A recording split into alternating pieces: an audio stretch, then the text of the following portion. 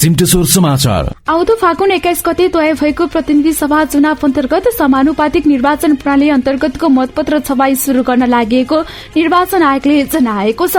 आयोगका प्रवक्ता नारायण प्रसाद भट्टराईले फागुन 10 गतेसम्म सबै जिल्लामा मतपत्र लगायत चुनावको लागि आवश्यक सामग्री पुर्याउने गरी काम गर्ने क्रममा समानुपातिक तर्फको मतपत्र छपाई शुरू गर्न लागि जानकारी गराउनु भएको हो। समानुपातिक तर्फको मतपत्र सबै जिल्ला र निर्वाचन क्षेत्रमा एकै प्रकारको हुने भएकाले छपाई शुरू गर्न लागि उहाँको भनाइ छ। प्रत्यक्ष तर्फको मनोनयन भने आउँदो माघ 6 गते तोकिएको छ। प्रत्यक्ष तर्फ हरेक निर्वाचन क्षेत्रमा फरक मतपत्र चाहिने हुँदा माघ 9 गतेपछि मात्र छपाई शुरू गरिने प्रवक्ता भट्टराईले बताउनुभयो। दुवै निर्वाचन प्रणालीलाई गरी 4 करोड़ मतपत्र छाप्न लागेको आयोगले जनाएको छ। प्रत्यक्ष तर्फ 2 करोड़ र समानुपातिक तर्फ पनि 2 करोड़ गरी 4 करोड़ मतपत्र छाप्न लागिएको हो। आउँदो फागुन 21 गते हुने चुनावको लागि 1,89,03,689 मतदाता छन्।